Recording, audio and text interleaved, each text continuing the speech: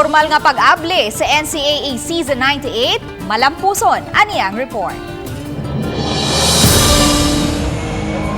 Siya gitugpakpak ang midahunog sa Araneta Coliseum sa Quezon City atol sa formal nga pagsugod sa NCAA Season 98. Napawaw usab ang mga mitanaw sa mga suga nga gimuntar sa Araneta Coliseum, lakip na ang mga colorful nga bandera nga makita sa sud.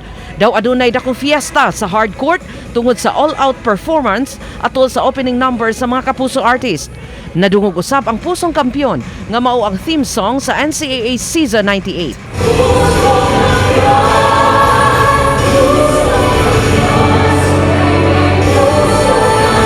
Highlight sa opening salvo sa temang Pistang Pilipino ang lain-laing costume sa nagkadaiyang festivals sa Luzon, Visayas ug Mindanao. Gibida ang mga festivals atol sa pagpaila sa mga misalmot nga student athletes nga gikan sa 10-member schools.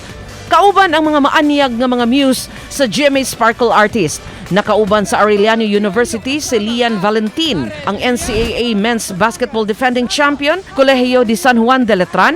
Nakauban si Pam Prinster. Si Ara San Agustin, ang muse sa De La Salle College of St. Benilde. Nakauban sa Jose Rizal University si Tanya Ramos. Lyceum of the Philippines, nakikauban si Caitlin Stave. Mapua University kinsa nakauban si Angela Alarcon. San Beda University nga gikauban si Sofia Senyoron. San Sebastian College Recoletos nga gikauban si Gabriel Han. University of Perpetual Health System Dalta uban ni Roxy Smith. O ang host school sa NCAA Season 98 ang Emilio Aguinaldo College kinsa gikauban si Pauline Mendoza.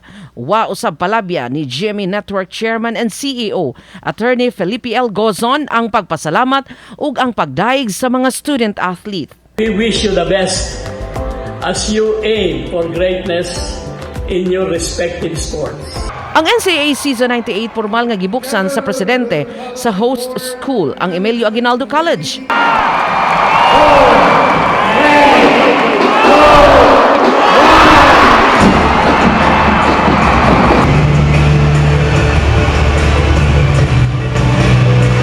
Pagkahuman sa opening ceremony, gisunodayon ang unang duwa tali sa EAC Generals ug Arellano University Chiefs. We would like the whole Philippines to finally participate again in varsity sports.